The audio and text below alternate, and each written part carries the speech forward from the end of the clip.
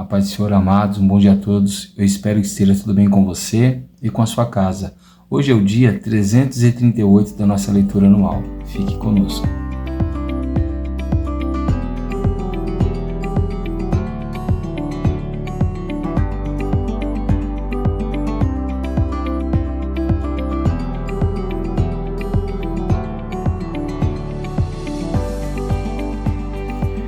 Bom, amados, nós estamos encerrando o estudo da carta de Paulo aos Gálatas. E a nossa porção diária de hoje vai do capítulo de número 4 até o capítulo de número 6. Amém? Espero que você consiga separar um tempo nesse dia, fazer essa leitura com calma, com atenção. Eu creio que Deus vai te abençoar poderosamente. Amém?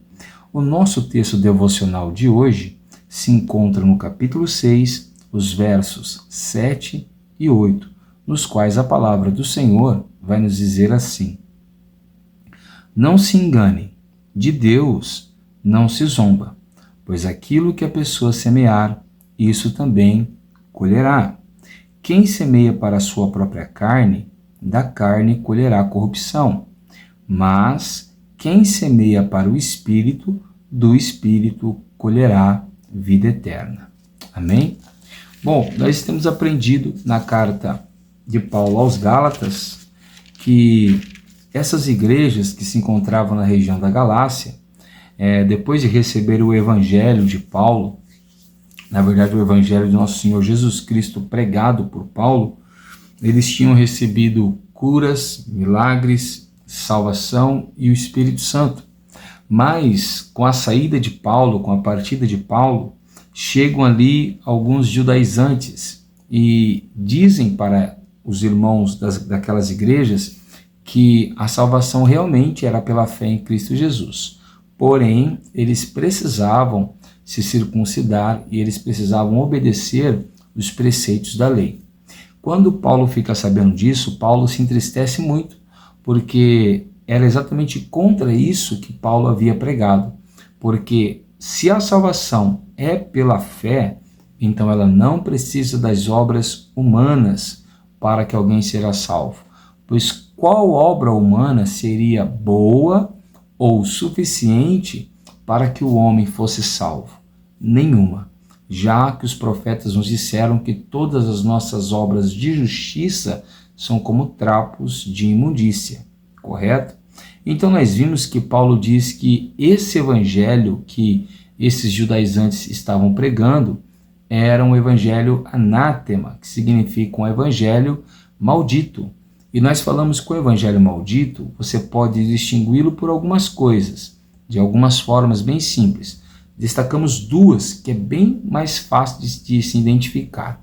A primeira delas eles dizem que você tem que crer em Jesus, mas fazer mais alguma coisa. E aqui eu vou dar alguns exemplos. Você precisa crer em Jesus, mas você ainda precisa obedecer às leis de Moisés. Você precisa crer em Jesus e você precisa adotar um regime de vestimenta. Ou seja, se você não usar o estilo de roupa A ou B, ou colocar algo sobre o seu corpo que é necessário segundo as doutrinas de algumas igrejas, então você não será salvo. Alguns dizem, se você não seguir os dogmas da igreja, ou não seguir os dogmas dos líderes da igreja, você não será salvo. E tem algumas que abusam a dizer que se você não estiver somente naquela igreja, você não será salvo. Ou o evangelho maldito acrescenta, como nós vimos agora, ou ele tira alguma coisa.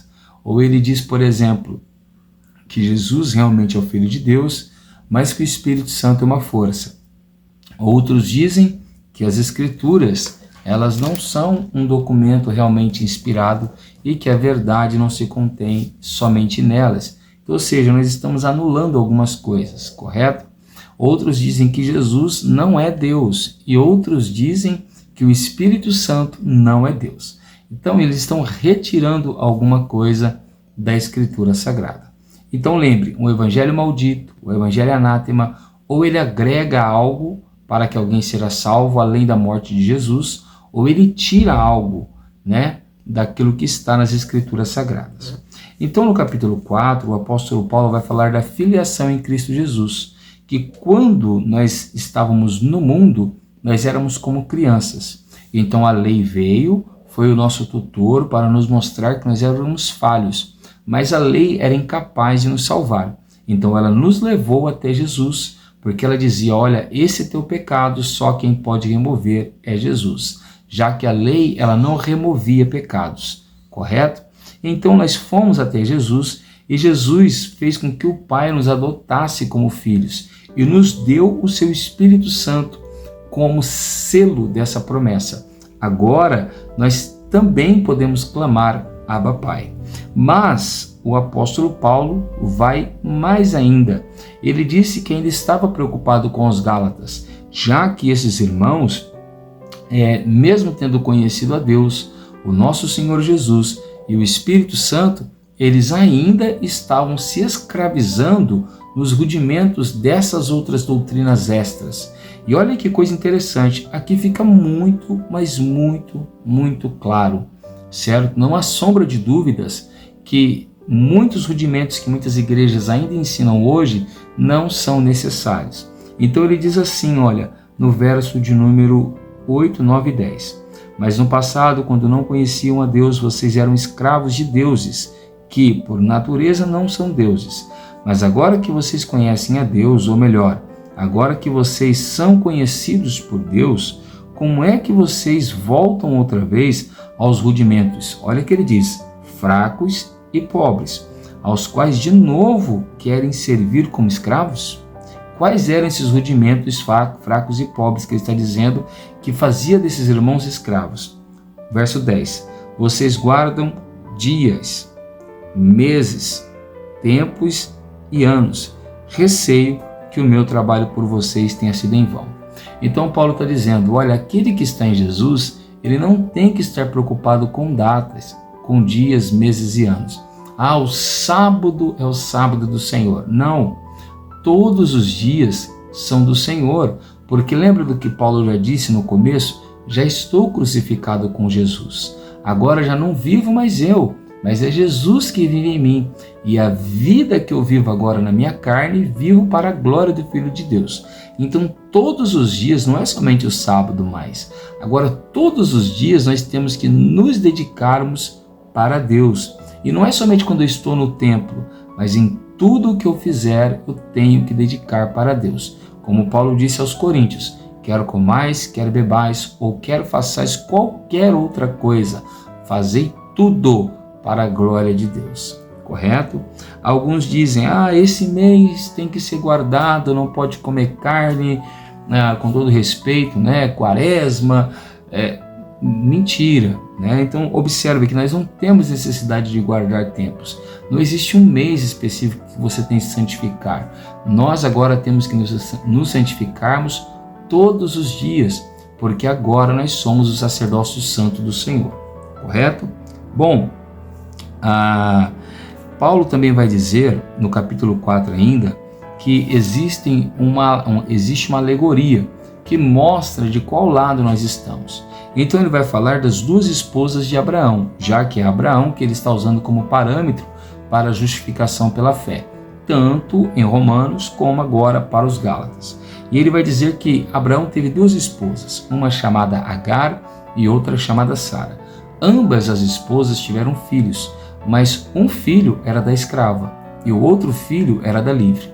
Quem era a esposa escrava de Abraão? Agar. E quem era a esposa livre de Abraão? A Sara. Lembra que Agar era a egípcia, mas Agar não era egípcia. Como Agar era egípcia, ela representava o povo que fez aliança no meio do deserto. E é isso que ele diz. Ele diz que Agar é o Monte Sinai, que corresponde a Jerusalém terrena, a uma Jerusalém que se submete a leis terrenas, correto? Mas quando ele fala de de Sara, Sara representa a Jerusalém da promessa, não a escrava, mas a livre. Porque a promessa de Deus não era que o filho da promessa nasceria de Agar, mas nasceria de Sara, não segundo as obras humanas. Lembra que Agar só teve um filho de Abraão porque Agar é fruto do esforço das mãos de Sara. Então, o filho de Agar é fruto do esforço humano, não da promessa. A promessa de Deus para a salvação não depende do meu esforço, não depende das minhas capacidades. Então, o filho que nasce de Sara é um filho que nasce da velhice de Sara, da esterilidade de Sara e da mortificação de Abraão, como está em Romanos. Ou seja, é um filho impossível de se nascer. É um filho da graça, ou seja, um filho da ajuda de Deus, unicamente da ajuda de Deus. Não houve esforço de Abraão, não houve esforço de Sara. Irmãos, isso tem que ficar muito claro na nossa mente. É o que Paulo está dizendo aqui. Esse filho é o filho da promessa. É um filho que não depende de homens, mas depende somente de Deus. Assim, a salvação também não depende dos esforços humanos. Se a salvação depender de esforços humanos, então você não é filho da promessa e nem filho da bênção. Você é filho da maldição e do anátema. E não é isso que Deus quer para nós. Então, o que eu preciso, pastor, para ser salvo? Você precisa ser como a Jerusalém livre, a Jerusalém que vem lá de cima. Não é aquela que precisa ficar obedecendo homens e rudimentos humanos. Você tem que fazer isso, você tem que fazer aquilo. Se você não fizer isso, se você não fizer aquilo, você não vai para o céu. Não. Você precisa crer em Jesus como seu único e suficiente Salvador. E essa fé que você coloca nele vai te levar naturalmente a obedecer a palavra de Deus. Correto? Depois no capítulo 5, Paulo vai falar dessa liberdade. Porque se o filho da promessa é o filho da livre, então nós somos livres em Cristo Jesus. Porém, nós não somos livres para praticarmos pecados. Somos livres para viver para a glória de Deus. Por isso, não devemos usar a liberdade para cometermos libertinagem. Correto? E ele novamente volta a dizer assim no capítulo 5, verso 4. Vocês que procuram justificar-se pela lei estão separados de Cristo. Vocês caíram da graça. Ou seja, qualquer pessoa que quer se salvar por esforços humanos, pela lei de Moisés, por costumes de igrejas A ou B, essa pessoa está longe de Jesus e não conheceu a graça do nosso Senhor. Então no verso 6 ele complementa dizendo: porque em Cristo Jesus nem há circuncisão, nem a incircuncisão tem valor algum. Mas, olha o que diz, a fé que atua pelo amor. Lembra dos 3 pilares de 1 Coríntios capítulo 13? A fé, a esperança e o amor. Aqui ele apresenta 2 delas. A fé que atua pelo amor. O que eu preciso para ser salvo? Ter fé em Cristo Jesus, amar a Deus sobre todas as coisas e o meu próximo como a mim mesmo. Correto? Então Paulo vai dizer que aquele que é livre, ele não é livre para cometer pecados, mas ele é livre para viver para Cristo. Porém, ele vai dizer para nós que se nós amarmos os nossos irmãos, nós cumpriremos toda a lei de Moisés.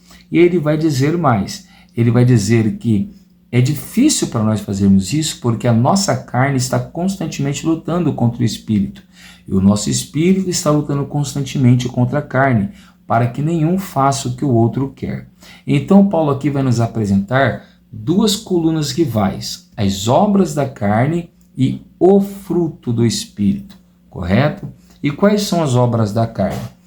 Quem pratica essas coisas está vivendo sobre a carne, não pelo Espírito Santo.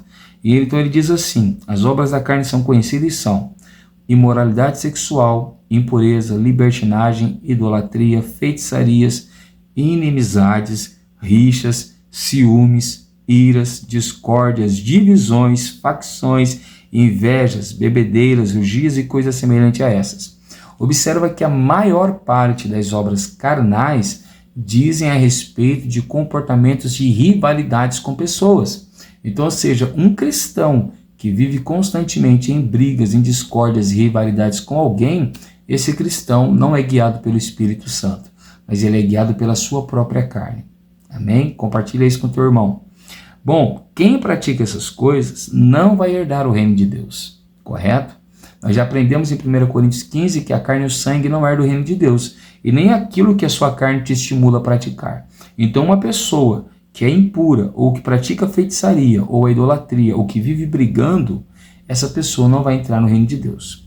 Em contrapartida, Paulo apresenta o fruto do Espírito. Não são os frutos. Tudo isso faz parte de um fruto só. Imagina um apocã, correto? Que é um fruto e que tem vários gomos dentro dela. Amém? Então, ele diz assim, mas o fruto do Espírito é, primeiro, amor, alegria, paz, longanimidade, benignidade, bondade, fidelidade, mansidão e domínio próprio. Então, todas essas características representam alguém que tem o Espírito Santo. Imagina o Espírito Santo como a árvore, correto? E essas dádivas, esses adjetivos, eles mostram que esse alguém tem um fruto, ou seja, essas dádivas são o resultado que prova que alguém tem o Espírito Santo. Então, quem tem o Espírito Santo não é quem fala línguas, não é quem profetiza ou quem tem visões, não. Quem tem o Espírito Santo é quem produz esses bens, esses adjetivos, correto? Alguém pode profetizar, pode falar línguas por um espaço de tempo e não ter o Espírito Santo em si, como Saul. Nós aprendemos isso já no estudo do Antigo Testamento. Bom, quem tem esses adjetivos, quem tem o fruto do Espírito, contra eles não há lei, ou seja, contra eles não há condenação. Amém? Então, quando nós chegamos no capítulo 6, já que Paulo falou sobre o evangelho maldito, o evangelho bendito, o evangelho da condenação, o evangelho da perdição, já que ele falou que a lei mata, mas o Espírito traz vida, e agora que ele falou que existe obras carnais e fruto espiritual, ele vai dizer para nós o que nós precisamos para ter bons resultados na fé cristã. E o que nós precisamos? Aquilo que nós já lemos, que está no capítulo 6, verso 6. Mas aquele que está instruído na palavra, compartilhe todas as coisas boas com aquele que o instrui. Não se enganem, de Deus não se zomba, ou seja, ninguém brinca com Deus. Ninguém vai achar que está tirando vantagem em cima do Senhor, pois aquilo que a pessoa semear, ou seja, aquilo que a pessoa plantar, isso também colherá. Isso aqui é muito importante, porque você pode escolher o que você planta, mas você não escolhe o que você colhe. Você colhe apenas o que você plantar. É impossível alguém plantar banana e colher jabuticaba. É impossível alguém plantar laranja e colher manga, correto? Então você colhe o que você planta. Se nós estamos colhendo frutos ruins na nossa vida, é porque nós temos plantado coisas ruins lá no passado. Então, se você quer colher coisas boas lá no futuro, comece a plantar coisas boas agora. E olha o que ele diz no verso 8. Quem semeia para a sua própria carne, da carne colherá corrupção. O que é semear para a carne? Vamos voltar lá no capítulo 5. É você viver em imoralidade sexual, em impurezas, em libertinagens, em idolatria, em feitiçarias, brigando, tendo ciúmes, iras. Então isso é você plantar para a carne. O que você vai colher da carne? Corrupção. Por que será que o nosso país é um país tão corrupto? Porque o brasileiro planta muito para a carne, ele pratica muito as obras carnais. Então quem planta na carne colhe corrupção. Mas quem semeia para o Espírito, do Espírito colherá a vida eterna. O que é semear no Espírito? É você semear amor, alegria, paz. O que é semear? Praticar, correto? Então quando você pratica amor, alegria, longanimidade, benignidade, fidelidade, mansidão, domínio próprio, você irá colher como resultado a vida eterna. Então no verso 9 tem um conselho maravilhoso para você que deseja ter bons resultados. Não nos cansemos de fazer o bem, ou seja, faça sempre o bem, não se canse, porque no tempo certo, ou seja, Deus sabe qual é a hora da sua colheita, faremos a colheita, se não desanimarmos. Então basta fazer o que é certo? Não. Você precisa fazer o certo e não desanimar, correto? Verso 10. Por isso, enquanto tivermos oportunidade, façamos o bem a todos, tanto a crentes quanto a não crentes, tanto para aqueles crentes que praticam a verdade, quanto para aqueles que praticam a mentira. tanto para aqueles que nos abençoam quanto para aqueles que nos perseguem, mas principalmente aos da família da fé. Ou seja, aqueles irmãos que fazem parte do corpo de Jesus, que compartilham da mesma fé, da mesma esperança e do mesmo amor, eles devem ser os principais a quem nós devemos fazer o bem. Amém? Quem quer se gloriar em alguma coisa, não se glorie nas suas próprias obras, assim como nós já aprendemos em 2 Coríntios. Glorie-se no Senhor, é o que está no verso 14. Agora, olha que lindo isso. Paulo vai encerrar essa carta dizendo assim no capítulo 6, verso 17. Quanto ao mais, ninguém me moleste, ou seja, ninguém fique me perturbando, porque eu trago no corpo as marcas de Jesus. Aleluia. Nós não precisamos falar para as pessoas se somos ou não somos de Cristo. Nós devemos mostrar as marcas, ou seja, elas têm que ver em nós aquilo que evidencia que nós somos de Cristo Jesus. Amém? Eu sou o pastor Tiago da Igreja Pentecostal Poder da Palavra e eu quero orar com você nessa manhã. Abra seu coração, feche seus olhos e ore ao Senhor juntamente comigo. Senhor, nosso Deus e nosso Pai, nessa manhã nós te louvamos, te bendizemos e te glorificamos, porque o Senhor é bom, misericordioso e fiel. Abençoa a nossa vida, Pai. Nós não queremos viver como Agar, que era da escravidão da lei. Nós queremos viver como Sara, que era livre pela promessa. Senhor, também não queremos viver segundo as obras da carne, que vão nos trazer a corrupção, mas queremos viver segundo o fruto do Espírito, que vão nos levar à vida eterna. Queremos ter bons frutos para colher, queremos ter bons resultados para colher. Por isso nos ajude, ó Pai, a semearmos no Espírito, que nós venhamos conseguir trazer em nosso corpo, em nossa alma, em nossa mente, as marcas que mostrem que nós somos de Cristo Jesus. É assim que nós te pedimos e te agradecemos, não somente hoje, mas para todo sempre. Amém, Senhor Jesus. Se você tem gostado desse trabalho, se inscreva no canal, ativa o sininho, compartilha para que você possa abençoar alguém. Que Deus te abençoe, fique com Ele e tenha uma ótima quarta-feira.